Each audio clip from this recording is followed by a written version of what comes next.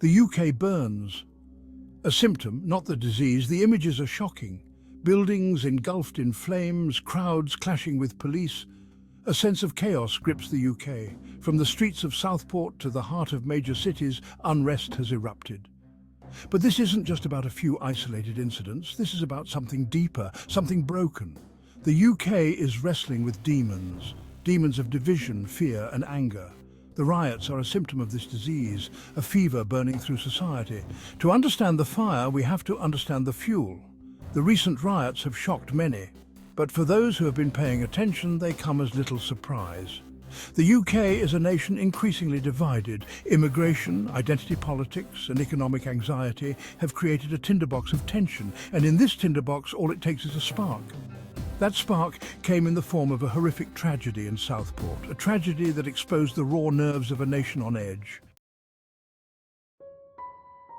Southport, a seaside town known for its beaches and family attractions, became an unlikely flashpoint. The murder of 2 young children sent shockwaves through the community. The alleged perpetrator, a Rwandan immigrant, the horrific nature of the crime, amplified by social media, tapped into existing anxieties about immigration and cultural change. Fear and anger spread like wildfire. Right-wing groups, eager to exploit the tragedy for their own ends, descended on the town. Misinformation and inflammatory rhetoric flooded online spaces. The situation spiraled. Peaceful protests turned violent. The streets of Southport became a battleground. The events in Southport are a stark reminder of how quickly fear can turn to violence, how easily division can be exploited. The fear and anger were palpable. People were scared, and that fear turned into rage. It was heartbreaking to see my new home torn apart like this. The tensions in Southport are a microcosm of a larger struggle playing out across the UK. Immigration has long been a contentious issue, often exploited by politicians and the media to sow division. The Brexit referendum further exposed these fault lines, pitting Leave voters against Remain voters and deepening the sense of a nation divided. It's not just about immigration, it's about identity. People feel like they're losing their country, their culture. It's a very emotional issue. But immigration is just one piece of the puzzle. The UK is also grappling with complex questions of identity. The rise of identity politics, with its focus on group identity and perceived injustices, has fueled a sense of grievance and resentment. From the turf wars to the debate surrounding Transgender Day of Remembrance, the UK seems increasingly polarised, unable to find common ground. The UK is a nation in turmoil, struggling to reconcile its past with its present, and its future remains uncertain. Section 4. The digital battlefield, social media, and the spread of discord. It would be naive to ignore the role of social media in this unfolding drama. Social media platforms, once hailed as tools for connection and democratization, have become breeding grounds for misinformation, hate speech, and polarization. Algorithms designed to maximize engagement often prioritize sensationalized content, pushing users down rabbit holes of extremism. In this digital ecosystem, outrage spreads faster than facts. Nuance is lost, empathy is eroded, and the lines between online and offline worlds blur.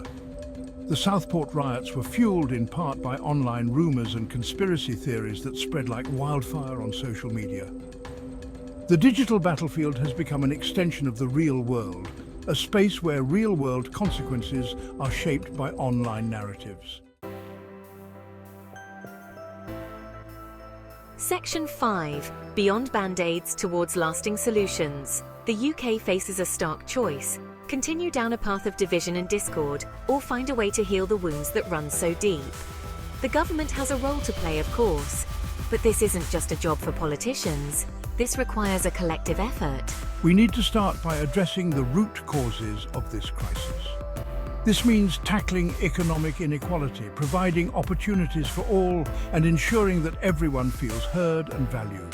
We need to rebuild trust. Trust in institutions, trust in each other. This means engaging in difficult conversations, listening with empathy, and seeking common ground. We need to find a way to disagree respectfully, to value our shared humanity above our differences. It won't be easy, but the alternative is unthinkable. Section 6. Rebuilding Trust. The long road to recovery.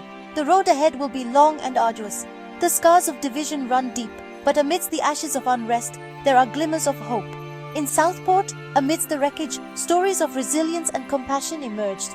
Neighbors helping neighbors, strangers coming together to rebuild. These acts of kindness, small but significant, remind us of our shared humanity. They remind us that even in the darkest of times, hope remains. The UK has faced dark times before, and each time it has emerged stronger. The challenges ahead are daunting, but by embracing our shared humanity, by choosing hope over fear, by working together, we can build a better future. A future where the UK is no longer defined by division, but by unity. A future where the flames of unrest are extinguished by the light of hope.